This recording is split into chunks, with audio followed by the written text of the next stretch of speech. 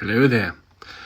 You might have seen in the news lately a really terrible story about some parents who are refusing to let their child go through much needed heart surgery because of unvaccinated blood. Now let me be very clear here. I don't agree with the parents' choice, but it's their choice, it's their child, they're going through a tough time, and I can't add anything to the dialogue or do anything to help them. So that's not what this video is about. This video is about the people who are taking advantage of a sick child. The ones who dropped everything to go to the court hearing today, which was just a court hearing to say we need to set up an actual court hearing so that we can sort this out.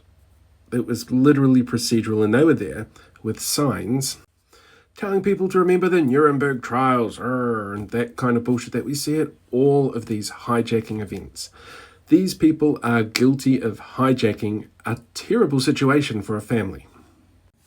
But they're not the only ones. In fact, just about every single freedom protester out there, every single grifter group has jumped on board with this to get this sorted.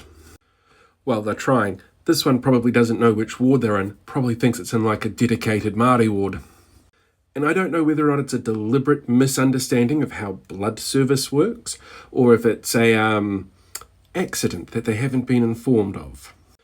But you can't just bowl on up and say, this is the blood supply I want, because there's a whole bunch of tests and filters that these things have to go through.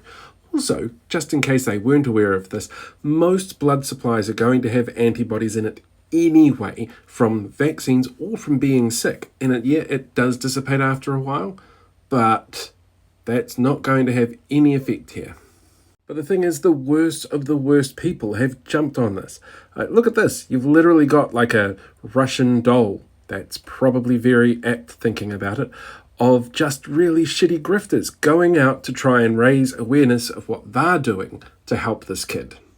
And you've even got people like the former Deputy Prime Minister and forcibly retired Winston Peters spreading misinformation and disinformation, jumping on this fucking bandwagon in the lead up to the election. It's going to backfire on him if he keeps this up.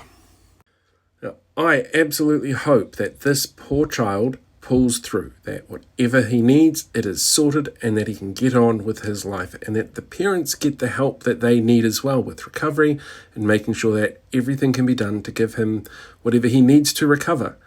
What he doesn't need, what nobody needs at this sort of time though, is a bunch of fucking ghouls swooping out, trying to make this about them and trying to grift people in the process.